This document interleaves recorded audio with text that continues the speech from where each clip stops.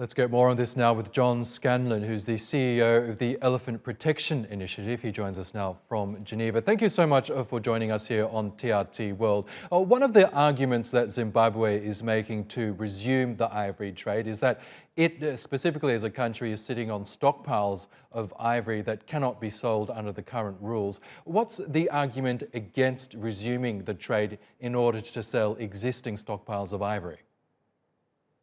Yeah, this debate's been going on for many, many decades, whether to trade or not trade. And the theory behind the trade of an elephant dies of natural causes, you collect the ivory and it gets sold and the benefits go to local communities sounds fine.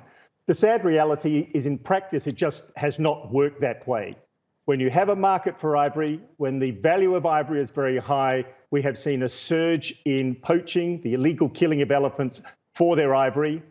In just a 3-year period, 2010 to 2012, we saw 100,000 elephants killed for their ivory. So the sad reality is that if you try and sell these stockpiles, you're going to see another surge in the illegal killing of elephants for their ivory. Now, John, another argument that some of these countries are making is that elephants are killing farmers, they're destroying crops, hence why they should be able to perhaps deplete some of the elephant populations and in the process perhaps make money from ivory. What's your argument against that?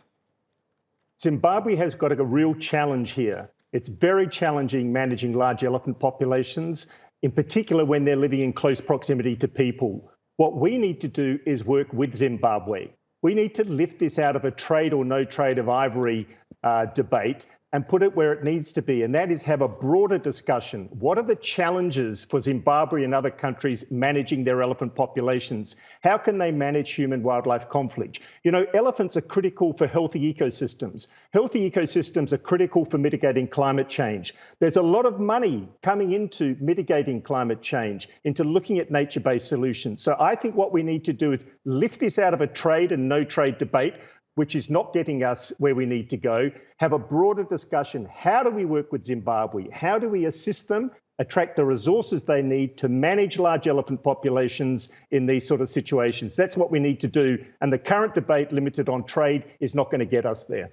It's perhaps a promising sign for conservationists that those countries in which elephants are endangered effectively boycotted this meeting that Zimbabwe hosted.